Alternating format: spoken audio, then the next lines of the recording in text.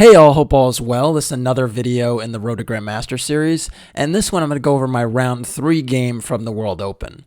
Now, if you followed the round 2 video, you know that I drew a tough game with black against a lower rated player around 2100, and I had a very study-like win at the end of that game, but I missed it. And so I was now on 1.5 out of 2 and trying to get back on track with white. My opponent in this one was actually someone I knew quite well, and was actually a well-known chess person in the chess community, in the American chess community at least. I am elect Robby Adamson. Now, Robby has a long history in American chess, and although he works as a lawyer, he actually has been on the circuit for quite some time, and also runs a really, really well-known chess camp for talented juniors out in Arizona. So he's a really great guy, great to hang around him. And in fact, we both worked at the Castle Chess Camp together in Atlanta this year at Emory University, and we had a blast. And yeah, it's always great talking with him. And in fact, I'm actually in a fantasy football league with him currently. He kind of gives me, we go back and forth about whose team is better and so on. And well, I'm doing quite well in that league right now. So if he's watching, you're going down. Anyways, fantasy football aside, even though we know each other pretty decently, of course, you know, there are no friends on the board, so was kind of trying to play a full game here. So anyways, I was white, and yeah, let's get into it. So I opened with d4, pretty standard for me, knight f6, and now knight f3. And knight f3 is, you know, again, fairly tame, but, you know, I've actually employed this move order quite a bit in the past, and it's a little bit more flexible than c4. So at least with knight f3, I can think about playing a London or playing e3 or fianchettoing, or just doing a little bit more instead of playing c4 right away. After e6, I went for e3, and after b6, it sort of appeared to me that Robby might have been willing to play a Queen's Indian type of structure. Typically, when you play knight f6, e6, and b6, and the bishop comes here, there's usually Queen's Indian setups. And I was not too keen on getting a Queen's Indian structure because those lines are pretty solid for black, and some of the lines are actually quite forced. So if I went for c4, this would actually be an e3 Queen's Indian. And the fact that black has control over the e4 square with his pieces actually make this a very good setup. And he also can follow up with d5 if needed. And black's actually pretty okay here. So instead of going for that, I actually went for bishop e2, which is extremely modest and, you know, doesn't really present any chances for an advantage. But I just wanted to get out of any potential theory. And also, I was temporarily delaying my pawn advance to c4 to kind of see how he'd commit his pieces. After bishop e2, Robby played bishop b7, and then I castled. And if you look at my formation here, it's actually very reminiscent of a Queen's Gambit declined for black. So right, I pushed my d pawn to d4, e3, and put the bishop on e2. That's pretty much Queen's Gambit declined stuff. So it's almost like it's a reverse Queen's Gambit declined. And yeah, not a very ambitious setup, but again, I was just trying to get a position. After castles, c5 was played, and I would say c5 is probably one of the more ambitious ways that you can handle the setup. The point is, because I haven't played c4 yet, he's going to actually challenge in the middle with c5 first and kind of dictate the action there. And in many respects, usually the side that, you know, initiates the pawn tension in the center first is usually the side that is kind of, you know, playing like the aggressor. And so you can see here that Robby's the one that's initiating with c5. And note that not really keen on taking on c5, because after b takes c5, black really has a very, very strong center, and he can follow up with d5. And he can also, if he wants to, also play bishop takes c5. Both are playable, and I'm actually helping him develop.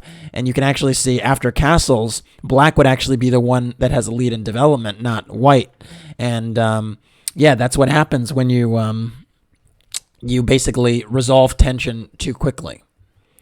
So anyways, after c5, I actually decided to play c4 now, because I kind of didn't like what the potential of basically black, you know, playing like it's a white opening and essentially taking over the initiative. So I thought, you know what, I'm going to try and play in the center as well with c4. Because if I do something relatively modest, like let's say knight bd2, he's probably going to just go d5 and again take the space in the center. So after c4, Robby played bishop e7 first, and then I went knight c3 just developing, and then c takes d4 was played, and this move is actually quite logical. The idea is that you're actually forcing me to make a tough decision. If I take on d4 with the knight, this isn't a bad structure necessarily, but the issue is that Black has really good control over the e4 square, so I don't actually have a bind on d5. If my pawn is on e4, my other pawn is on f3, then maybe I can argue that I'm slightly better and have some type of Maroczy bind type situation against Black potentially having like a hedgehog structure. But with my pawn on e3, this is just too modest, and Black is already close to equal. Now, after knight takes d4, castles could happen, b3, and I could put the bishop on b2, but again, Black can go d6, knight bd7, rook c8, and have a fine position because I'm not actually controlling e4. That being said, that's probably what I should have done, is actually played knight takes d4, because after e takes d4, which I actually played, Black now got in d5, and now I have a big structural issue. And that issue is that is twofold, actually. Firstly, my bishop is on e2 instead of d3, and it appears like there's about to be an isolated pawn position on the board, IQP specifically. And when you're playing with the IQP, you need to basically have really active pieces. In fact, if you can recall my round 1 game in this very tournament, the World Open, I had an IQP and a Grunfeld type of setup, but all my pieces were really, really actively placed, and so it was relatively fine. Here, my bishop on e2 is not doing anything on this diagonal and really needs to be on d3 to point at the pawn h7. And so it's kind of misplaced on e2. And then the other issue is that, again, I'm going to have the structural issue with the IQP, and Black is a really nice blockade on the d5 square. So that's really the issue here. And so essentially, in the long term, I'm going to have 3 pawn islands, and Black will have 2 pawn islands after d takes c4, and that's a problem. The other issue is that if I play b3, keeping the tension in the center, this isn't actually so great for me, because Black can castle, and this is actually positive pawn tension for Black, because White doesn't ever really want to take on d5 because of that IQP scenario. And Black can kind of build up around potentially taking on c4 and just take at the right opportune moment. One plan is knight bd7, rook c8. Another plan might be knight c6 and knight a5 and rook c8, and then to take on c4 and go knight a5 and hit the c4 pawn that way. In any case, it's very, very difficult to handle this position. And then one other subtle point about b3 is I actually weakened some of the dark squares on my queen side, and in particular c3 and a3, and the knight on c3 might not be as secure now that b3 is played. So all those elements basically suggest this is not actually a fun position to play for White.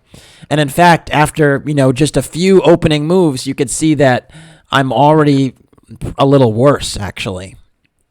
I played c takes d5, deciding, I might as well go for this position instead of keeping that tension.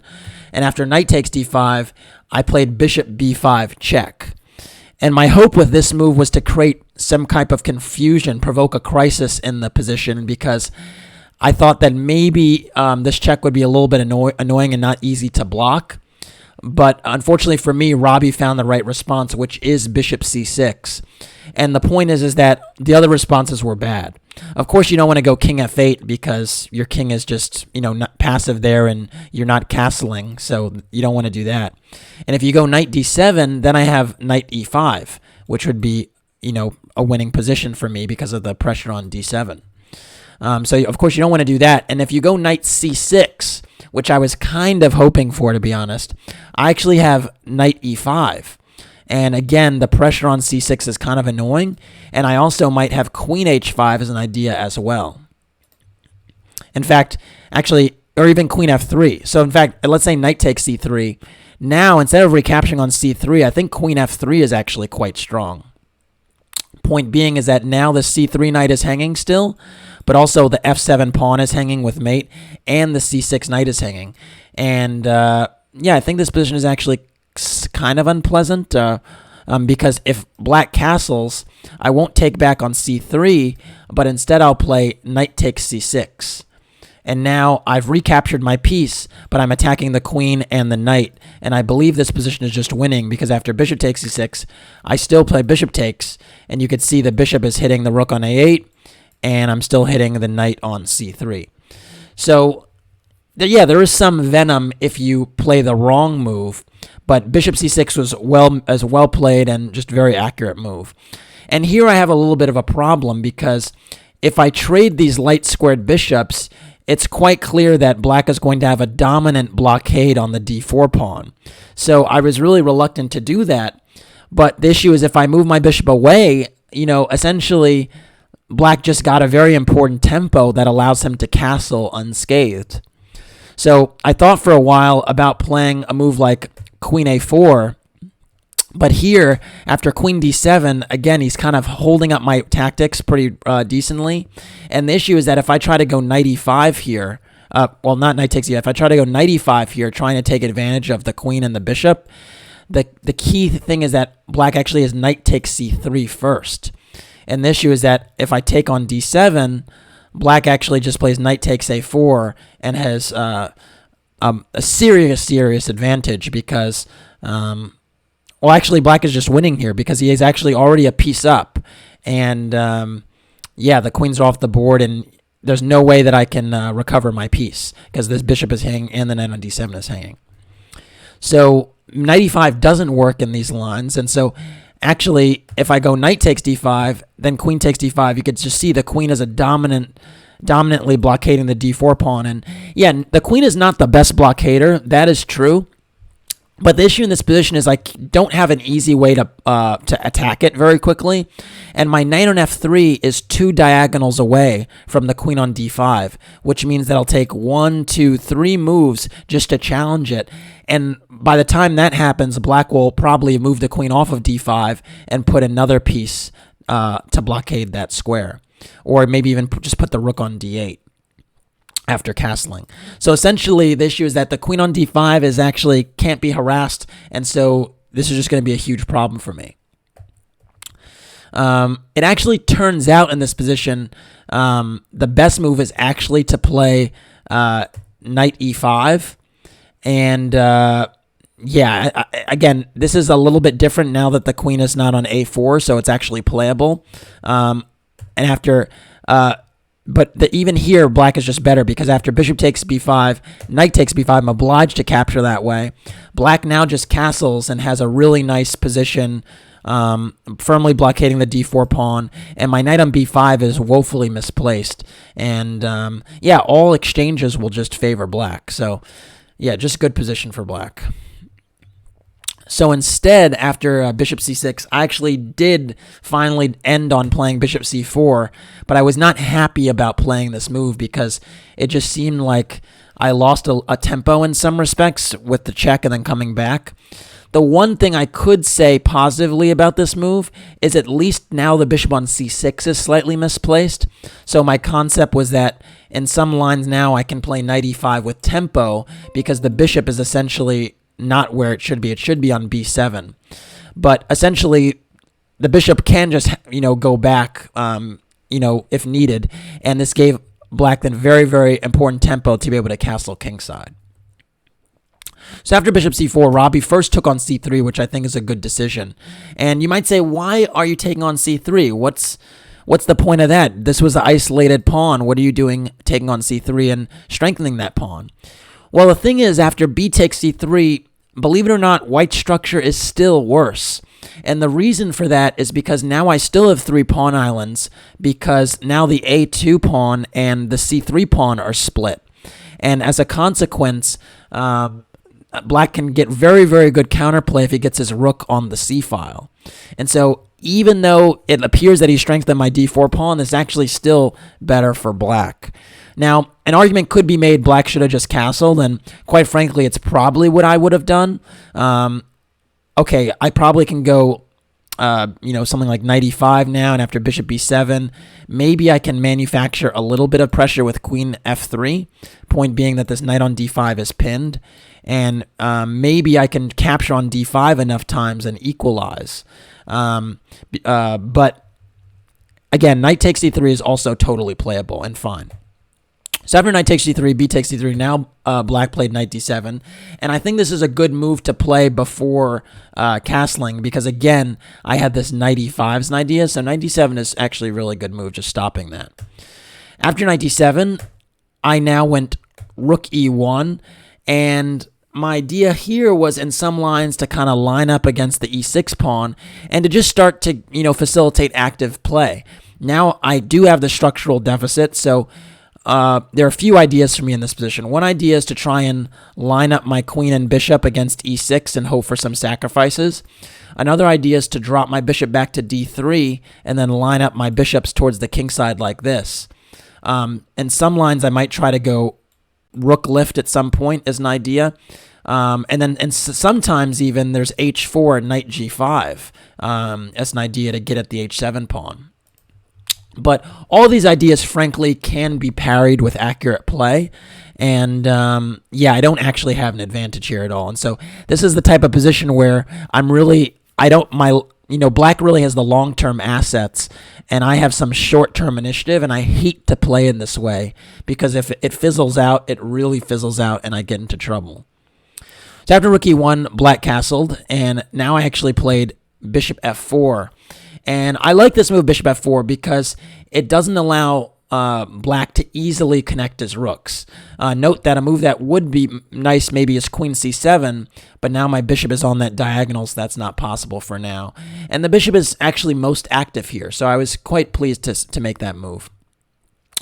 But again, black is still fine, and in fact, the best move in this position, I believe, is actually b5.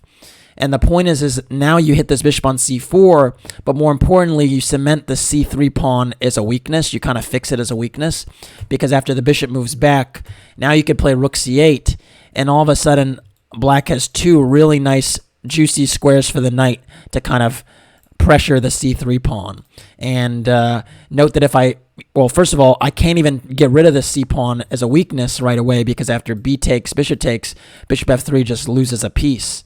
So that's not really possible. But in addition, even if there wasn't a tactic here, there is one, but even if there wasn't one, you could see that I've gotten rid of the c pawn, but now my d pawn is isolated and weak. So you could just see the problems that exist in the structure. Fortunately for me, though, Robby did not play b5, and this gave me a little bit of hope, because it actually without b5, he doesn't actually get the same type of bind on my queenside pawns. And he went for the move bishop b7, but I think it's just a little bit too mechanical. I think he could afford to be a little bit more precise here, or he could afford to be a little more aggressive, and precision was required. So bishop b7 is a slight mistake in my opinion, although it doesn't spoil anything. And here, I actually decided to play queen b3. Queen b3 is a very, very radical move, and might just appear crazy at first sight, because you're like, what in the world are you doing? You're willing to give yourself these double pawns on f3. But the issue is actually, if you take on f3, even though I have ugly pawns all over the board, now I have the bishop pair, and the bishop pair is a really important strategic asset. And so black is actually not really better here, in my opinion. Or not seriously better, because actually my really active bishops, my rooks being connected, compensate for this. The other thing to point out is that this bishop on f4 can almost double as a g-pawn in some ways, because basically moonlight is a g-pawn, because once it goes to g3 and sits there, it's actually doing a good job covering my king.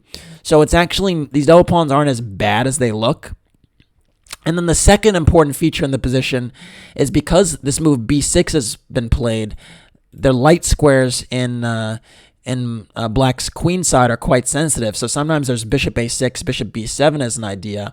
And basically these ideas give me pretty decent compensation. So I was not really worried about bishop takes f3, and I thought I have to try and maximize my activity here, and this was the best way to do it. Now on b3, I'm hammering away at the e6 pawn, and sacrifices may be in the air. On a really good day, I'd love to play bishop takes e6, f takes e6, and then queen takes, and get the bishop on e7 on a really, really good day. So that was kind of, at least what I was trying to, entertain. After queen b3, black went rook e8, and I think this is actually another mistake. Again, it doesn't, drastically change the evaluation of the position, but it's just not particularly precise. The reason for that is twofold. First of all, this f7 pawn is just a little bit more sensitive than it was before because now the rook has left that square. And so if I'm able to pry open this diagonal, you can see that that's going to be very painful for black. Additionally, I think this is a little suspect because the rook doesn't really have a future on the e-file, so it's purely prophylactic. And there are probably better ways to play instead of putting the rook on e8 because you're not actually doing anything. And so instead of rook e8, a move like knight f6 makes a lot of sense. Again, bishop takes e6 is not actually a threat yet, so I probably have to play a move like bishop g3. Again, let's say bishop takes e6 just to show. F takes, queen takes. Rook f7 is sufficient, and the e7 bishop is defended. And note that if knight g5 is played, trying to say, "Ooh, look, I've secured then rook on f7." Well, not so fast. Black has what does black have? Yeah, black actually has queen d5. And essentially, trading the queens is actually going to be a much better ending for black because the two minor pieces are stronger than the rook in this case. So, for instance, let's say knight takes f7. Oh my gosh, I was thinking queen takes e6, but actually the other problem here is that there's queen takes g2 mate. So actually, I have to take on d5 first, and then after, let's say knight takes d5. Actually, let's say bishop takes d5. No, actually, let's say knight takes d5. Knight takes f7, king takes f7. The bishop on f4 is attacked. The pawn on c3 is attacked. So a move like bishop d2 would need to be played just to preserve the pawns. And now black could play a move like rook c8 and has a massive, massive advantage because, again, the two pieces here are much better than the rook. And you can see, even though I'm 2 pawns up, it's very difficult to mobilize my pawns. So white is just much, much worse. And I actually would argue white's losing here, positionally losing. So essentially, I can't go for this, rook for 2 pieces position because it becomes an endgame that's untenable for me. And so knight f6 is perfectly fine. And if you know that knight f6 is fine, then I have to move something else like bishop g3. Then black just converges on the queenside pawns, and yeah, it just now bishop takes f3 becomes a consideration when the rook is on c8, because after g takes f3, now bishop d6, and black can kind of nullify my bishop on g3, pretty easily, and then the structural issues become problematic. So essentially, there were resources for black and rook e8 just a little bit too passive in my estimation. So instead, after rook e8, I actually went rook a d1, and you can see here how active I am. Even though my pawn structure is a little bit suspect, all my pieces are firmly centralized in the middle of the board, right? Which is great. And my rooks are connected, and I'm pretty much maximizing my activity here, and that's a really good sign. Black now played bishop takes f3, and this move, I believe, is actually a mistake now because I'm actually a little bit too active here. But already I believe black has not played this ideally. Another way to play would just be to play h6. And the idea in this position is actually for me to play d5 now. And it seems a little bit counterintuitive to break up my pawns and try to trade pieces. But the point is that now with my rook on d1, oops, that's a bad arrow. Let me fix that. Now with my rook on d1, I'm lined up against the knight on d7 and the queen on d8. And tactically, after these exchanges, surprisingly, white has some pressure here based upon the pins. Note that if the knight moves, now I have queen b7, and strangely, this queen on d8 has no squares. And if you go to c8, I have rook takes e7 picking up a piece. So you can just see here, now that I'm fully centralized, d5 is actually a threat. And I thought that's extremely instructive because at first sight, it appears crazy to try to, break up those pawns. But, yeah, it's quite remarkable. Another thing to point out is if knight c5 is played, white has the remarkable d takes e6. And the point is that my rook is unleashed on d8, and there's e takes f7 as a threat, so this knight takes b3 is actually not a good move. So let's say knight takes b3, e takes f7 check, and already here this is, really, really bad because after king h7, I can just go rook takes d8, and after rook e takes d8, this is just a winning position. After I believe after a takes b3, I don't really see how white can deal with, how black can deal with all these threats. And in fact, maybe even rook takes e7 is a little bit better, but I'm not sure. Maybe rook d1 is a little dangerous. No, this looks fine for me, actually. After rook d1, I can just go rook e1. And the point is that if we trade, I'm actually just threatening bishop d6 and queening. So if the knight moves just, let's say, c5, bishop d6, knight d7, bishop b5.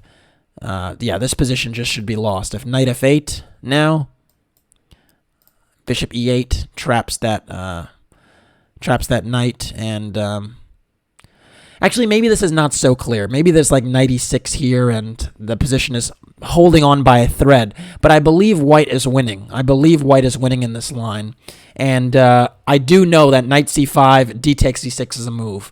So pretty much black has to be very, very cautious when allowing this d5 break.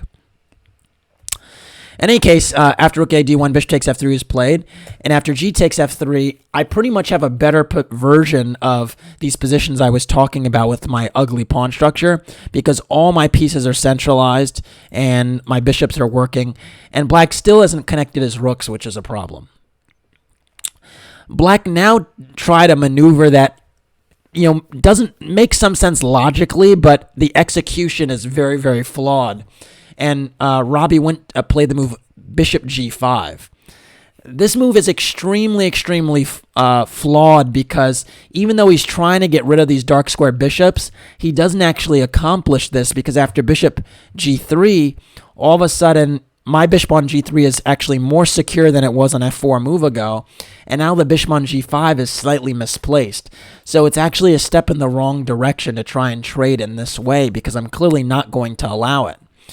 The other issue is there's a tactical problem, which you'll see in a moment. Instead, a better move would have just been knight f6. Point is that now if I go bishop b5, rook f8 back, and now d5. White is still better here because you can't take on d5 with the knight because of c4. But after e takes d5, bishop c6, rook c8, and bishop takes d5, black can fight. After queen e8, the position is not lost yet. Again, note that if knight takes d5, rook takes d5, and this position is just winning for white because after queen e8, bishop d6 just picks up a piece. So amazingly, when the rooks do get to d1 and e1, I can actually rip open the center even at the cost of my pawn structure because black's queen doesn't have any squares.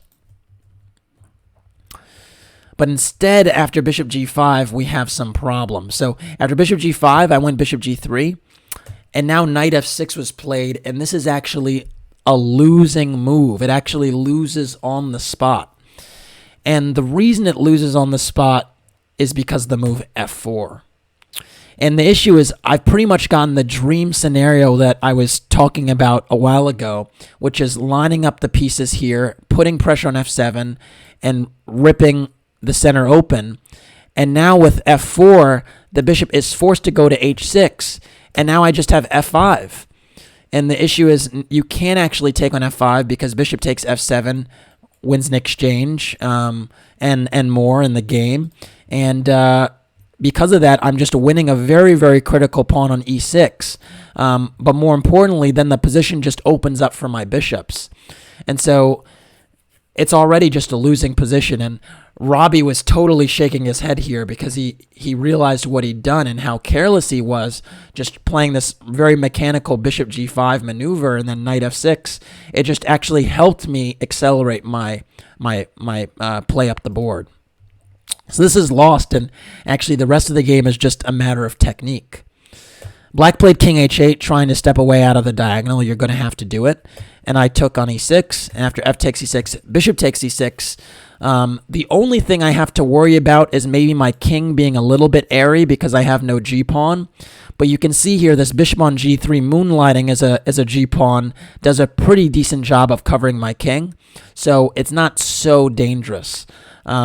The one thing I was a little bit worried about is maybe black trying to go like knight h5, knight f4, and getting some plan based upon the f4 square because I can't cover it with a pawn. But again, this bishop does a decent job holding things together. And even if knight h5 comes and he takes on g3, the presence of opposite-colored bishops does not make it a draw because they're heavy pieces on the board and because I have a passed pawn. So if I just shove my c and d pawns up the board, it's winning even in opposite-colored bishop positions. Black played rook f8, getting this rook off of the e-file, and I think angling for this knight h5, knight f4 plan. And now I thought for like 20 minutes because I was trying to think about the cleanest way to win the game. And there are many ways to try to win the game, but I was trying to figure out which way is the best. One way would be to try and get the queens off the board somehow, but I thought that, black probably wouldn't oblige in doing that because that would accelerate, that basically accelerate the fall because essentially if the queens come off the board, my king not having a g-pawn doesn't really matter. So, but that was something I was thinking about. Another thing I was thinking about was just pushing my c and d pawns, but I was a little reluctant to play d5 quickly because I thought I lost control of some dark squares, and I thought black might effectively try to blockade with like knight d7 and knight c5 if I tried to play d5, and I thought it might be a little bit unclear. So I actually didn't push my pawns right away and tried to finesse the position a little bit, and this wasn't actually correct, but it's what I did. The best move in this position, according to the engine, is actually c4, and the point is just to shove your pawns up the board.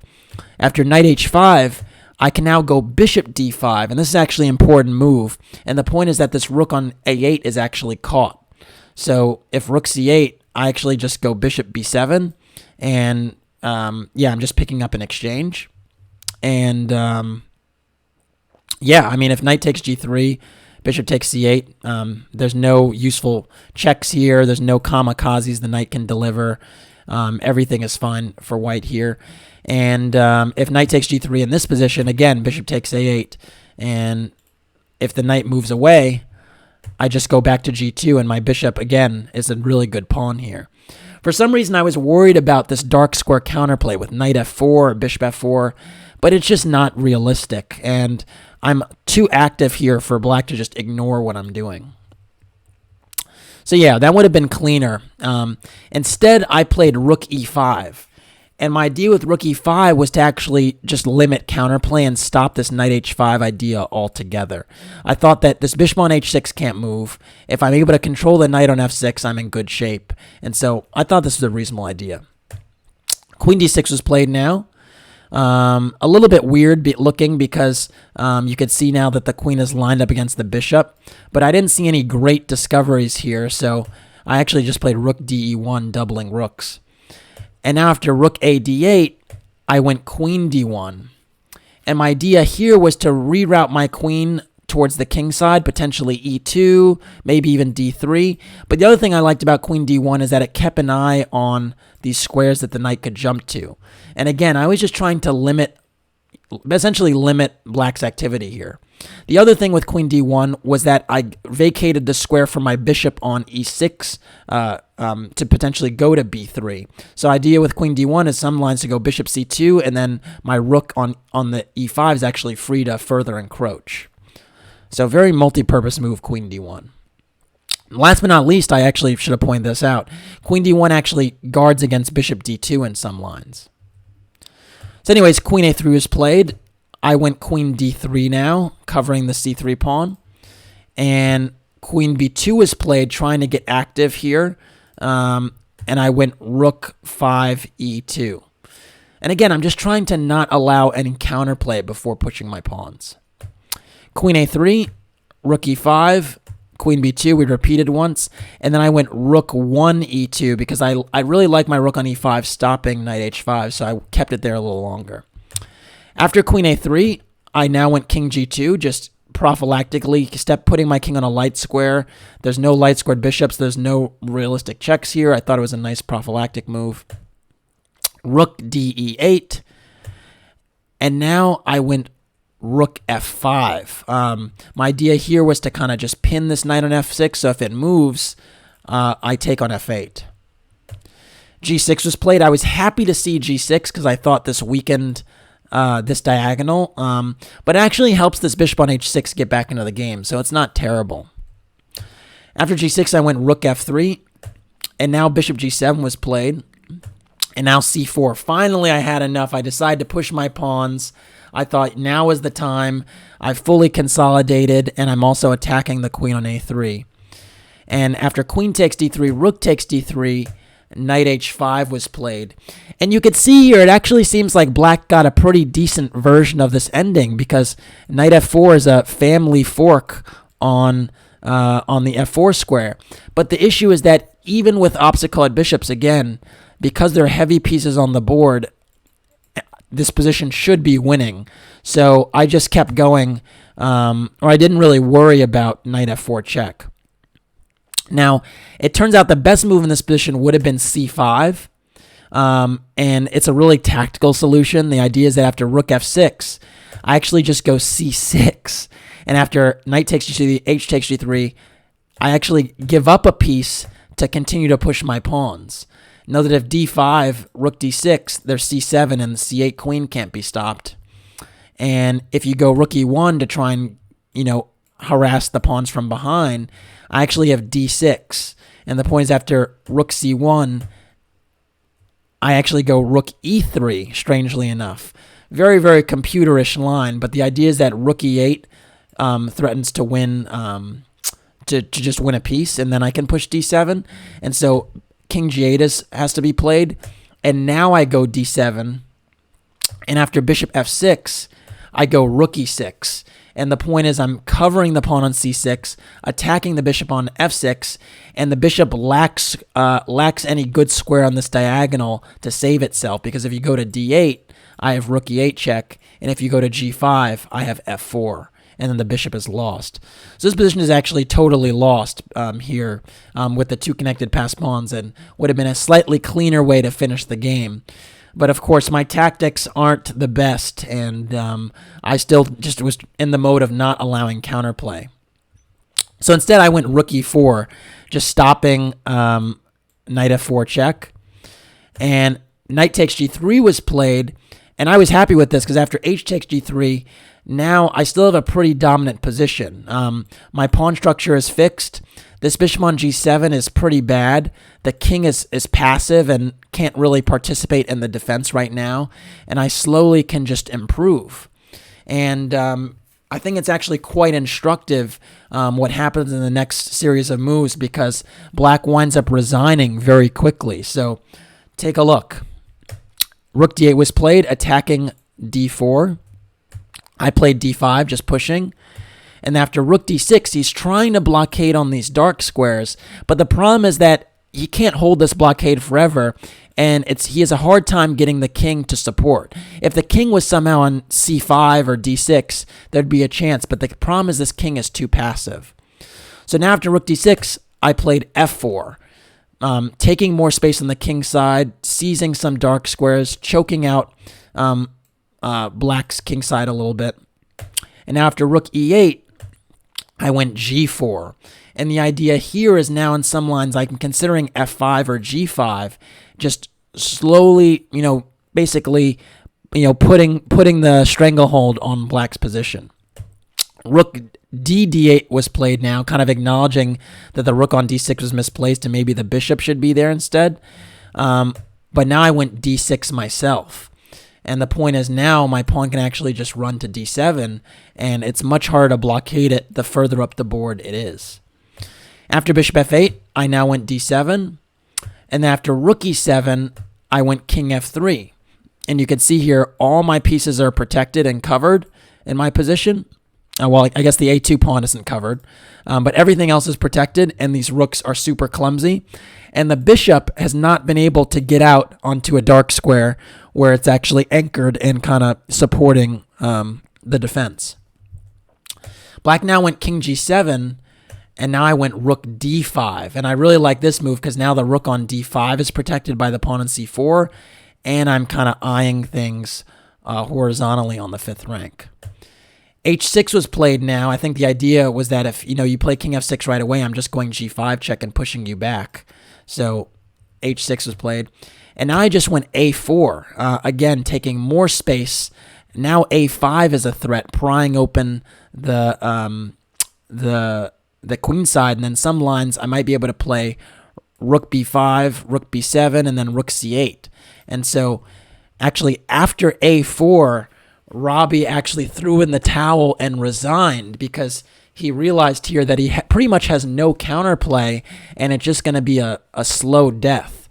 Note that he can't he can't break with b5 because I'm clamping down on that break. His rook on e7 can't move anywhere. The rook on d8 can't move because I queen. And the king on g7 can hardly move because I'm going to follow up with g5 check if it steps up to f6. So there's pretty much almost no moves in this position, and instead of playing on in a hopeless position, he just said, you know what, this one is lost, time to move on. Anyways, I was happy to get the win in this one. Obviously, the opening was very suspect, but this is actually second game in a row now, second white game in a row, rather, where I had the isolated pawn and I kind of handled it decently. And I think these were actually valuable lessons for me because having the isolated pawn, it kind of required me to attack or at least play with the initiative and play with the short-term assets. And I'm not normally used to playing in the short term, so it was kind of valuable to actually get that experience of having to actually do something from the jump, because if you don't, you're worse later.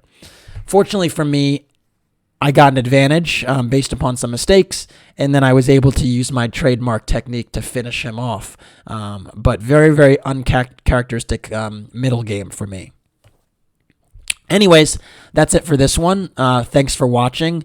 Please like and or subscribe to the channel. And if you want to support the Road to Grandmaster journey, you could do so by making a donation through the PayPal link in the description below.